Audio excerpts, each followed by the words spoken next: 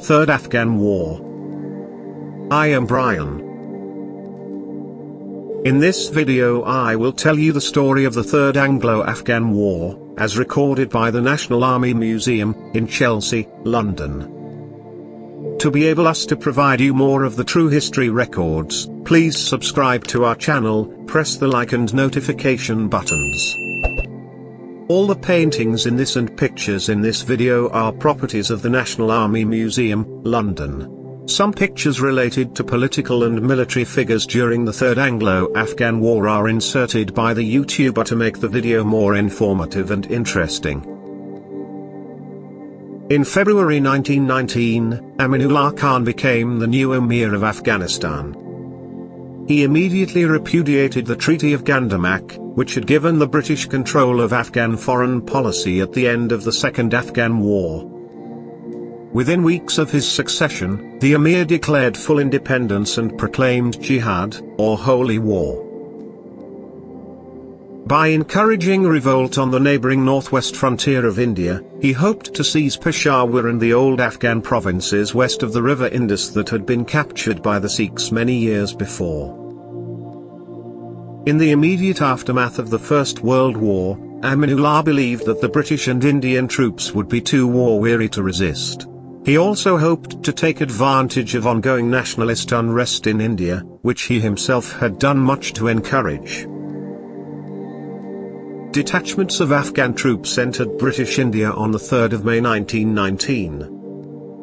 Unnerved by Aminullah's alliance with the new Bolshevik regime in Russia, Britain's traditional rival in the region, and angered by his support for nationalist agitators, the British mobilized their forces. Sporadic fighting occurred in the tribal districts of Chitral in the far north, but this was successfully contained. Instead, the fighting on the ground focused on the main mountain passes between British India and Afghanistan. Although there was a shortage of men, artillery and machine guns, a division from Peshawar quickly defeated a larger Afghan force that had occupied Bar and attacked Landi Kotal at the western end of the Khyber Pass. They forced the Afghans back across the border towards Jalalabad, occupying Dhaka on the 13th of May 1919. At Dhaka, the British camp was poorly sited for defense and soon came under attack from Afghan artillery. The Afghans then launched an infantry assault, but this was defeated. The British launched a counter-attack the following day, but it was not until 17 May that the area was properly secured. On the 27th of May 1919, the British successfully stormed the Afghan fortress of Spinboldak in southern Baluchistan. The fort guarded the strategically vital road from Kandahar to Quetta. Its capture reduced the chance of an Afghan invasion by that route.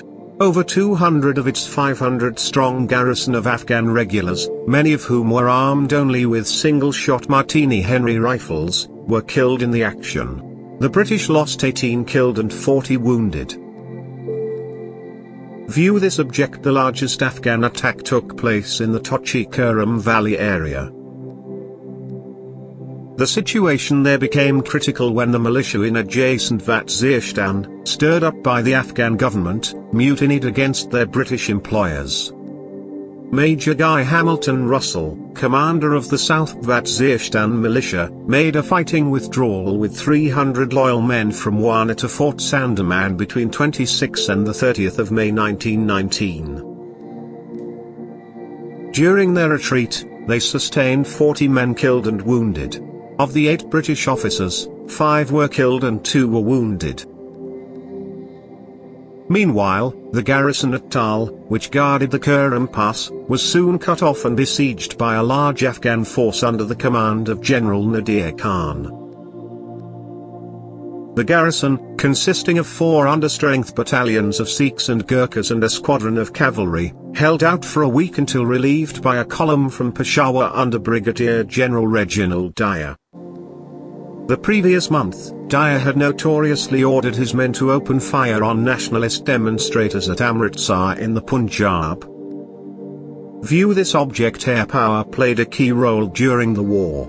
5 Royal Air Force squadrons of BE-2CS, Bristol F-2BS, de Havilland DH-9As and de Havilland DH bombers were used in strafing and bombing attacks on the rebellious frontier tribes and on targets in Afghanistan itself, including Kabul and Jalalabad.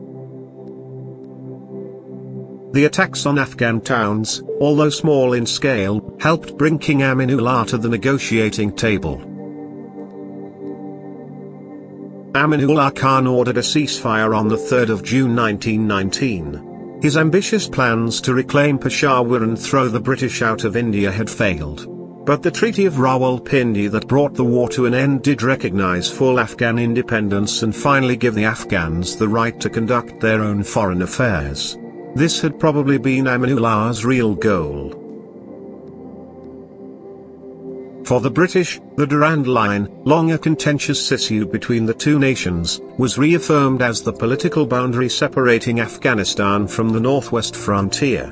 The Afghans also agreed to stop interfering with the tribes on the British side of the line.